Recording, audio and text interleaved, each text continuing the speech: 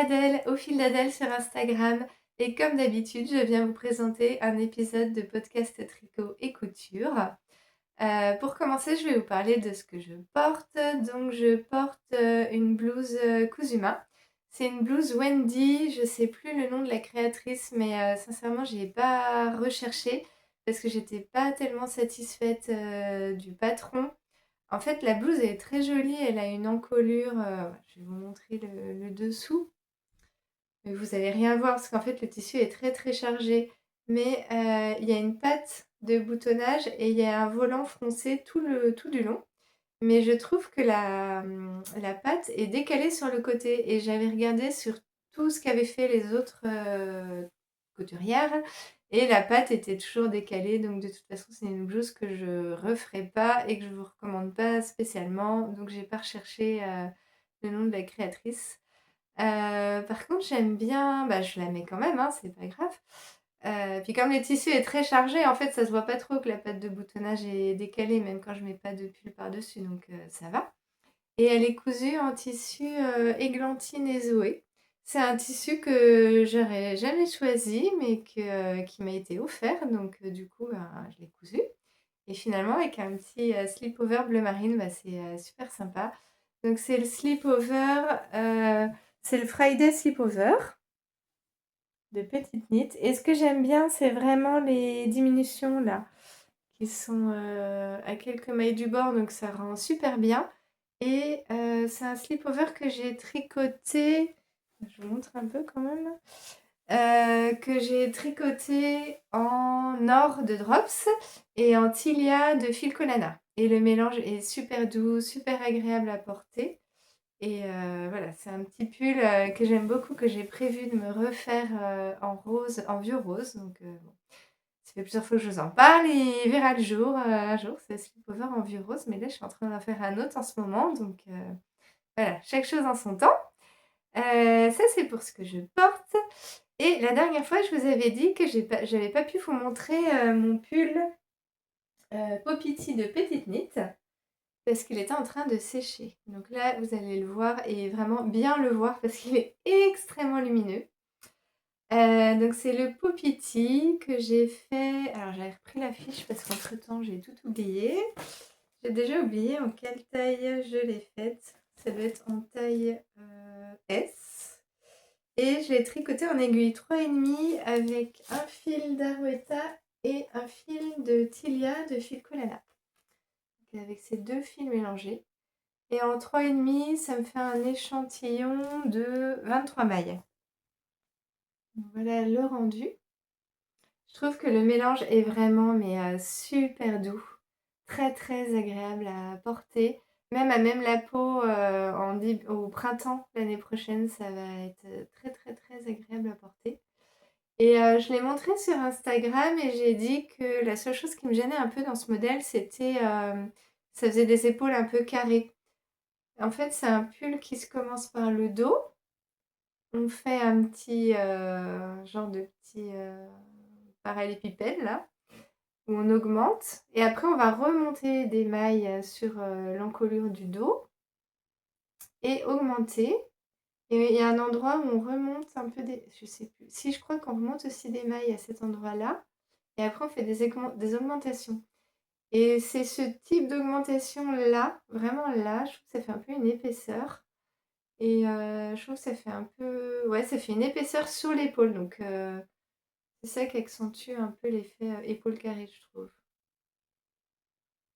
Mais bon, après, je le mettrai quand même, hein. Je l'aime bien. Ce que j'aime bien aussi, c'est la petite bordure, là. Il y a un petit rang de point mousse avant les côtes. Et pareil en bas. Donc ce que je vais faire, c'est que je vais l'essayer parce que j'avais mis une photo sur Instagram et celles qui me suivent sur Instagram m'ont dit: «Bah oui, mais tu dis que les épaules ça va pas, mais sur la photo que tu postes, on voit pas tes épaules». Donc oui, effectivement. Donc voilà, je vais mettre en pause et je l'essaye. Alors me revoilà avec le petit pull porté. Donc comme ça, vous pouvez voir un petit peu mieux, les épaules et la construction. Alors en fait, ça fait, vraiment cette petite ligne là qui est très, très jolie et avec la ligne d'épaule. C'est un col en jersey qui est, replié, qui a un bord, replié, donc c'est en jersey double et là, par contre, c'est du jersey simple avec un rabattage à l'aiguille et voilà, je vous montre, comme toujours, j'ai pas beaucoup de recul, donc voilà. Donc il est bien bien bien jaune, hein, là on voit bien la couleur et c'est vrai que finalement, je l'ai fini un peu trop tard pour la saison et je le mettrai au printemps et au printemps je serai très contente de le retrouver parce qu'il a les manches courtes. Donc pour les épaules carrées, oui, c'est vrai que là ça choque pas plus que ça. Après c'est mon petit côté, un peu, qui chipote, hein. C'est juste que ce pull-là, il m'avait énormément plu, sur, Emma sur, Tricolibri et je sais pas pourquoi sur moi je trouvais que le rendu était pas totalement pareil. Après, on n'a sûrement pas exactement la même, morphologie et il me plaisait tellement sur Emma que je me disais: «Je vais m'en faire plein dans toutes les couleurs et cetera». Mais remarquez que quand je le vois comme ça, je me dis qu'en gris clair, il pourrait être, super sympa aussi. J'essaie de vous le remontrer un peu. Ouais, j'aime vraiment bien la petite bordure là. Ouais. Ouais, en gris clair, il pourrait être pas mal. Bon, voilà, comme ça vous l'avez vu porter, je remets en pause et je reviens. Me revoilà, donc c'est vrai qu'on est quand même plus sur des couleurs d'automne là, ça fait plus, raccord avec la saison, ma petite tenue du jour plutôt que le petit pull jaune.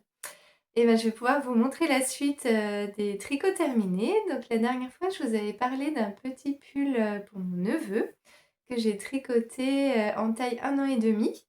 C'est le Anker Sweater de Petite Knit et le Anker Sweater, je l'ai fait en mérinos, extra fine de Drops, dans un joli vert sauge. Donc voilà, il est terminé. Il n'est pas encore, lavé et bloqué donc voilà, c'est pour ça qu'il gondole encore un petit peu.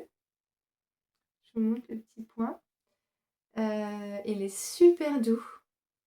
Il est très, très, je pense qu'il va être très agréable à porter. Après, comme d'habitude, hein, la laine Drops, je ne sais pas comment elle va se comporter au lavage. J'espère qu'elle ne va pas trop se détendre. Je vais faire un crash test avant de l'offrir à ma sœur pour voir comment il se comporte et pour pouvoir lui donner des conseils après de lavage pour la suite. Heu, J'espère qu'il ne faudra pas le mettre au sèche-linge pour le retendre, parce que des fois ça arrive, hein. Je sais que le pull en Big Mérinos pour ma fille, je l'ai lavé à la machine et même comme ça, j'étais obligée de le mettre au sèche-linge parce que sinon il lui arrivait aux genoux, c'était l'horreur.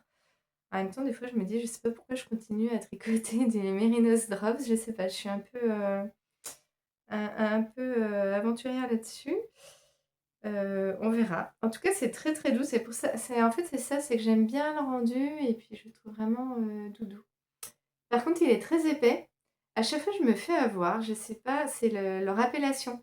Ça s'appelle donc c'est celle-là, c'est la Drops Mérinos Extra Fine et moi, quand je lis extra fine, je crois que c'est leur, Baby Mérinos, que je crois que la plus fine, c'est Baby Mérinos en aiguille numéro 3, alors que celle-là, elle se tricote en numéro 4.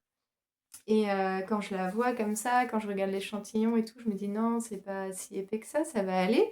Mais une fois tricoté, je trouve que c'est vraiment, c'est quand même bien épais. Bon après comme je l'ai fait un peu grand, mon neveu il va avoir 1 an, j'ai fait du 1 an et demi donc finalement, j'espère que ça ira pour le mois de février, quand il fait bien froid quoi. Ce sera pas trop grand parce que s'il met ça au printemps, il va avoir chaud le pauvre. Voilà, voilà. On verra. De toute façon, c'est toujours un peu la surprise au niveau des tailles. Donc, ça, c'est terminé. Je vais pouvoir lui offrir. Et sinon, en ce moment, j'ai 4 paires de chaussettes commencées. Enfin, quand je dis en ce moment, ça fait 6 mois que j'ai 4 paires de chaussettes commencées. Donc là, mon objectif, c'est de terminer ces paires de chaussettes, si possible, avant mi-novembre et de pouvoir en commencer d'autres modèles parce que j'ai envie de passer un peu à autre chose. Donc, j'ai fini une paire. Donc, ça m'en fera 3 autres à terminer. Donc celles que j'ai choisi de terminer, c'est des sockets. C'est les sockets à roulettes, de Unit You Learn et j'aime trop ce petit modèle avec la petite languette là qui est faite, avec des rangs raccourcis et qui est double. Après on rabat et on tricote avec le rang de montage. Ouais, c'est ça. On tricote avec le rang de montage et comme ça double la petite languette et il y a que la petite languette qui dépasse des baskets. Je la trouve, ouais, j'aime bien ce modèle et puis, comme ça me permettra de les porter, tous les jours, donc c'est bien. Je l'ai tricoté en Drops Fabel et c'est quel coloris? Le coloris 623, c'est un dégradé rose. Rose et gris, en fait. On voit bien, voilà ce que ça rend. C'est rigolo parce que vraiment en pelote et tricoté, enfin, je trouve que ça on se rend pas du tout compte du rendu, final, juste en achetant la pelote. Et pareil, j'ai, ma copine qui est venue à la maison et qui, en fait, tricotait de la Drops aussi Fabel, mais en rouge et en rouge, elle était beaucoup moins douce. Celle-là est beaucoup plus douce. Donc toujours pareil, hein, selon les coloris, on n'a pas le même rendu. Et pour les contrastants, j'ai utilisé de l'Arouetta Fil Colana et c'est le coloris 334. Donc voilà, une petite paire de chaussettes terminée. Elles sont tricotées en aiguille 2, celles-là. Ouais. C'est pour ça que je mets longtemps à faire mes chaussettes en fait. C'est que je les tricote très très très très serrées. Et bah, du coup, c'est plus long. Mais elles seront bien solides. J'espère qu'elles dureront bien dans le temps parce que j'en ai ras-le-bol de m'acheter des chaussettes du commerce et qu'elles se trouvent au bout d'une semaine. Donc voilà, mon objectif, c'est d'avoir des chaussettes tricotées main tout le temps.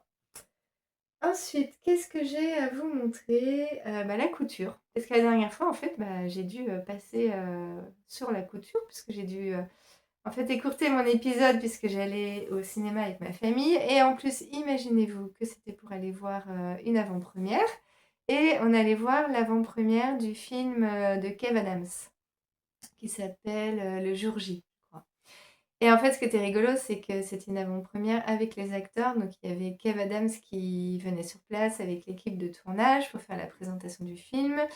Et moi, bah, j'y allais parce que c'était rigolo d'y aller avec mes enfants. Enfin bon, je suis pas non plus ultra fan. Enfin, j'aime bien, hein, mais voilà, j'avais pas. C'était pas le truc que j'attendais depuis 50 ans. Donc, j'étais plus dans l'idée de pouvoir tricoter. Donc, j'avais emporté le petit pull de mon neveu, là, celui-là. Et comme ils n'avaient pas éteint la lumière quand il y avait les acteurs avant le film, eh ben, j'ai pu quand même tricoter ce petit pull devant Kev Adams. Voilà. Si on m'avait dit qu'un jour je tricoterais avec Kev Adams dans la même pièce que moi, j'aurais bien rigolé, mais voilà, c'était très sympa. Donc pour la couture, je voulais vous montrer le pantalon Brooklyn de Maison Fauve. Alors là, c'est toute une histoire ce pantalon. Le pantalon Brooklyn, je voulais le faire depuis très longtemps, mais j'avais pas encore d'idée de tissu. Et puis ensuite, je me suis dit que j'allais le faire en crêpe noire. Donc je me suis commandé un très beau crêpe noir, pas très cher, mais la qualité est vraiment super. Et j'osais pas couper dedans. Et cet été, ma fille, elle a voulu que je lui fasse un petit haut, donc dans cette broderie anglaise des coupes Saint-Pierre. Et son petit haut était doublé dans un voile de coton. Et comme c'était des coupons de 3 mètres, il me restait plein de tissus, je savais pas quoi en faire. Et je sais pas pourquoi, je sais pas quelle idée. J'ai eu une obsession d'un coup, il fallait que je me fasse un pantalon Brooklyn en broderie anglaise. Et bah, du coup, c'est ce que j'ai fait. Puis je me suis dit, bah, après tout, je risque rien de tenter de faire ce pantalon. De toute façon, c'est du tissu dont j'ai rien prévu de faire, donc j'essaye. Et je me suis dit: «Bah, il faut quand même que je le double» parce que, bah, de la broderie anglaise, c'est une broderie anglaise qui a des motifs, assez grands et puis des grands trous du coup et je sais pas pour quelle raison, je me suis dit: «Je vais le doubler mais que jusqu'au genou». Parce que j'avais peur que ça alourdisse, le pantalon, que le côté broderie anglaise soit trop caché, qu'on voit plus que c'était de la broderie anglaise et je me suis dit: «Bah, je sais pas pourquoi je fais jusqu'au genou». Et puis en fait, une fois que j'ai coupé mes pièces et que j'ai présenté devant moi, bah, je me suis dit: «Mais c'est moche, c'est trop moche, ça fait, transparent en bas, là, on sait pas trop ce qui se passe». Donc vu que j'avais déjà tout coupé, j'ai juste recoupé, la partie des mollets là qui manquait. J'ai fait une petite couture au niveau du genou et comme ça, il est doublé, partout, partout, ce qui est quand même mieux. Et donc voilà ce que ça donne. Là, j'aime bien parce que j'ai fait un revers assez grand. Je sais pas si vous verrez grand chose. Oui, on voit. C'est du bleu. C'est pas du bleu marine, mais c'est quand même un bleu foncé. Et ce qui est très sympa sur ce modèle, c'est les plis là, les plis plats, les poches. Donc là, j'ai doublé avec le voile de coton, tout simplement. Et il a une fermeture éclair sur le côté, qui est pas. J'ai pas réussi à faire invisible parce qu'en fait, ce qui se passe avec de la broderie anglaise, c'est que si vous faites la couture très très très très près d'écran, comme il y a des endroits où c'est en relief, ça va se coincer dans la fermeture éclair. Et du coup, après, on peut plus l'ouvrir. Donc, vaut mieux qu'on voit un petit peu la fermeture plutôt que tout soit coincé. Et ce qui est très joli aussi dans le pantalon, donc j'ai pas dit, c'est le pantalon Brooklyn de Maison Fauve. La designer, c'est Maison Fauve. Et il y a des plis, je sais pas si vous voyez là, des pinces. Je crois que c'est deux pinces, oui. Il y a deux pinces ici et les poches rajoutées, comme ça, les fausses poches. Et en fait, ça rend super bien. Je vais vous mettre des photos portées. Et je trouve que le rendu, ça donne vraiment un petit côté très très chic. En fait, avec la broderie anglaise, du coup, ça me fait un pantalon pas très cher et un peu original. Donc, je suis vraiment super contente du rendu. Ça m'a fait rire parce que quand je l'ai mis avec mon chemisier liseron qui est en double gaze, mais à plus petit, ça fait des petits points blancs brodés dessus. Et mon mari, il me regarde et puis il touche mon pantalon parce qu'il était intrigué par la matière. Et puis après, il touche mon chemisier et il me dit, bah, t'es toute granuleuse de partout. Et en fait, oui, enfin, c'est pas granuleuse, mais c'est texturé, quoi. C'est vrai que ça faisait un jeu de texture sur toute la tenue. Mais bon, apparemment, ça passe bien ensemble, ça va, ça choque pas. Donc voilà, c'est une tenue que je pense remettre et que j'aime beaucoup.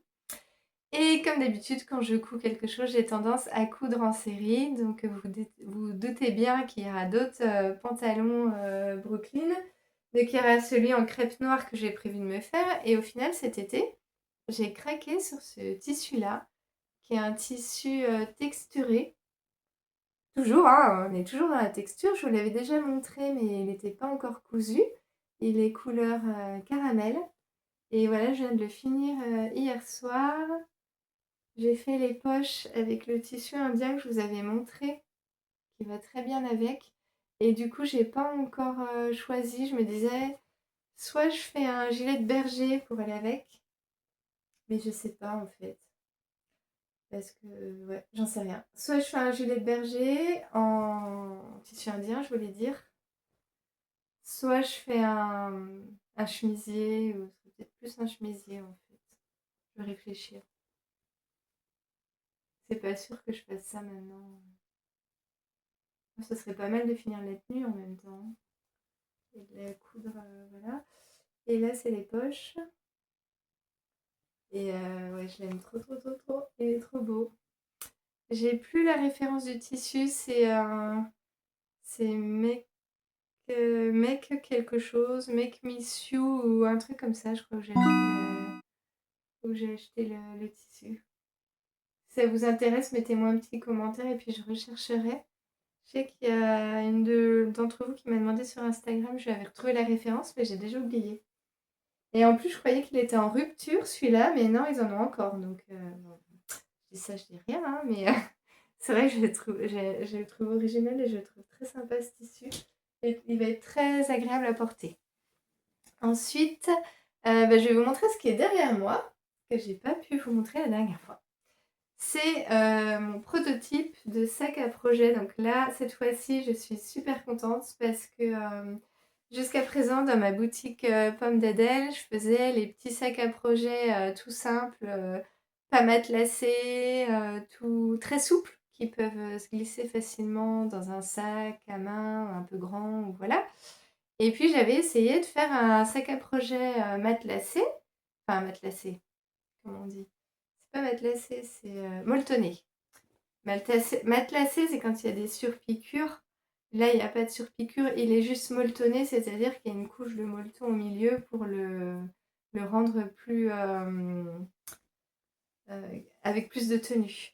Et du coup, j'en avais fait un, mais il était énorme, énorme, énorme. Donc, il y a l'une d'entre vous qui l'a acheté et je l'en remercie. Apparemment, c'était vraiment la taille qu'elle recherchait, donc tant mieux.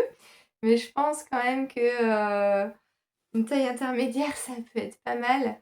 Donc ça, voilà, ça c'est cette taille-là. Et franchement, là, j'adore. Je suis super contente des proportions. C'est vraiment ce que je voulais. Il se referme avec un petit lien. Et ce que j'ai fait, c'est que, hop, j'ai rajouté une petite poignée. Et ce qui est trop sympa, c'est qu'il y a des filles sur Instagram qui ont des porte-manteaux et elles accrochent tout leur sac à projet au porte-manteau comme ça. Et ça, c'est vraiment mon rêve. Faut que je fasse ça. Mais bon, si je fais ça, en fait, ça veut dire que clairement, j'enlève tous les vêtements, tous les manteaux de l'entrée, mes enfants et mon mari. Et je crois qu'ils vont me dire non. Ils vont me dire non, en fait, c'est pas un porte-manteau de tricot. Mais plus tard, quand j'aurai une pièce couture, tricot, c'est vrai que ça serait vachement sympa d'avoir un joli porte-manteau et d'accrocher tous les petits sacs à projet en cours. Donc voilà, quand on l'ouvre, ça donne ça. C'est avec les petits tissus koala. Il se tient bien là cette fois, il n'y a pas de souci. Et dedans, j'ai mis tout le pull de mon frère. Donc là, ça vous montre qu'il y a largement de quoi mettre un projet tricot homme.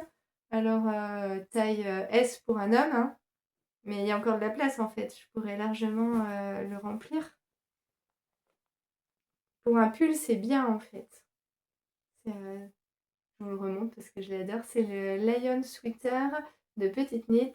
Je ne l'ai pas avancé d'un poil, hein. Et là, bah, il y a toutes les plots. Je ne vais pas tout vous ressortir, mais... Et donc, il a une poche. Ah oui, je ne vous ai pas montré. Hop, j'ai fait une poche paquet comme ça. Comme l'autre, comme le prototype immense que j'avais fait. Parce que je trouve ça sympa d'avoir une petite poche bien fermée pour mettre les petits anneaux marqueurs. Voilà. Ouais. Donc voilà, je crois que je vais l'appeler le parfait celui-là. Après tous les prototypes que j'ai faits, c'est celui que je préfère au niveau des tailles. Enfin, j'aime bien aussi les petits parce que les petits ils se glissent dans le sac à main. Donc voilà, tout dépend de l'usage que vous voulez faire. En tout cas, avec celui-là, vous pouvez tout mettre dedans. Donc ça, c'est chouette. Donc c'est le premier. Je vais en faire d'autres. Je vais en faire dans d'autres tissus. C'est l'objectif de cet après-midi, c'est de commencer à coudre un petit peu, enfin à découper d'autres tissus et de faire d'autres essais. Voilà. Et puis je suis super contente du rendu. Et sinon, pour terminer, je vous avais pas montré la fin de mes achats du Knit It. En même temps, c'était peut-être mieux que je vous les montre en 2 fois parce que voilà, ça coupe un peu comme ça fait moins accumulation, même si dans les faits, on est d'accord que ça ne change rien. Et donc pour mon dernier achat, je suis allée au stand de Steven West et il y avait la laine. Alors je crois que sa boutique c'est Stéphane et Pénélope, il me semble, et ils vendaient de la Life in the Long Grass. Et c'est de la laine que j'aime bien, ça fait longtemps que je la regarde, mais je crois pas qu'elle soit en vente dans énormément de boutiques en ligne en France. Il y en a, hein, mais c'est pas forcément les boutiques sur lesquelles j'achète. Et puis, en fait, donc j'avais fait tous les achats que je vous ai montrés la dernière fois, tout au début du salon. Après, j'ai passé toute la journée à regarder le reste, à papoter, etc. Et puis, à peu près une demi-heure avant de partir, je sais pas ce qui s'est passé. Je suis repassée au stand de Steven West et bah voilà, j'avais encore envie de faire un petit achat, on va dire. Et du coup, il y avait les écheveaux en présentation sur le stand, enfin sur la table de devant, mais à chaque fois, il y avait un écheveau de chaque couleur. Et puis à l'arrière, ils avaient dans leur caisse tout le stock en fait. Et là, on était déjà samedi, en fin de journée, et je me suis dit, c'est impossible que je trouve un... Comment il y avait 2 couleurs qui me plaisaient en fait et je me suis dit: «Ils auront jamais les 3 écheveaux nécessaires pour faire une quantité de pull». Donc ce que je vais faire, c'est que je vais demander s'ils ont pour l'un ou l'autre et en fonction, peut-être qu'ils auront aucun des 2 et puis peut-être qu'ils auront un et s'ils ont un, je prendrai une quantité pull. Et en fait, je montre les 2 écheveaux et là, la dame, se retourne et elle me dit: «Oui, oui, j'ai ce qu'il faut dans les 2 couleurs». Ah! Voilà, donc j'en ai parlé à mon père, je lui ai montré ce que j'avais acheté. J'ai dit: «Voilà, j'avais le choix entre ça et ça» et du coup, je lui montre que j'avais pris les 2 et il me dit: «Ah oui, donc c'est ça, en fait, le choix». Oui, normalement, le choix, c'est choisir, mais j'ai pas choisi. J'ai pas pu et donc je lui ai montré en premier, mais vraiment, mais j'ai hésité, hésité, hésité et c'est des teintes que c'est vraiment mes couleurs, en fait. C'était dans les objectifs d'Unity, c'est de trouver du fondu, des choses, des couleurs douces et fondues et du coup, j'ai acheté ça sans ma fille Célestine et quand, je lui ai montré, elle me dit: «Oui, c'est vrai, ça répondait aux critères donc c'est bien, tu as bien fait». Donc c'est validé. Donc je vous montre. Mais vraiment, je l'adore cette couleur. Voilà, c'est très fondu, j'ai trop hâte de voir ce que ça va donner tricoté.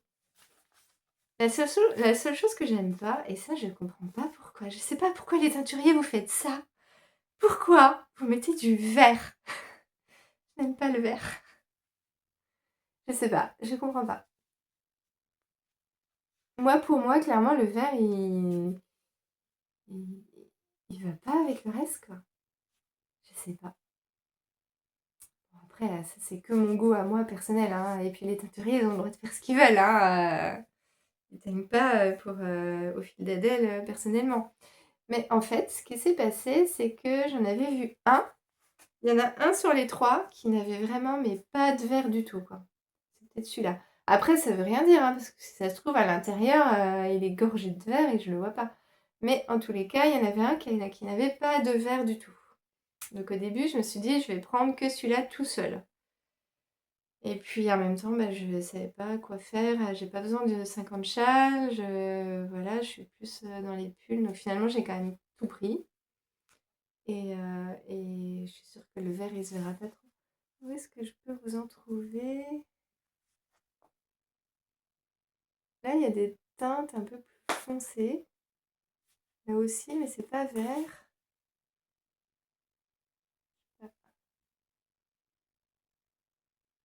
Là, ça va. Mais là, il y a du vert, là. Je sais pas pourquoi. Hop. Bah, dites-moi ce que vous en pensez, si vous, ça vous dérange pas, si vous trouvez que ça rajoute vraiment, bah, voilà, un petit côté peps, à l'écheveau. Moi, je sais que de toute façon, une fois tricoté, ça se verra pas beaucoup. C'est pas voilà, donc je j'attacherai pas trop d'importance à ça. Par contre, ce que j'aime beaucoup, c'est le mélange de rose, un tout petit peu orangé. Là, voilà, ça reste fondu. Mais bon, une fois tricoté, ça sera super joli. Et sinon, j'ai craqué sur un autre truc. Ah oui, je vous ai même pas dit la couleur que c'était. C'est la couleur, Tanway.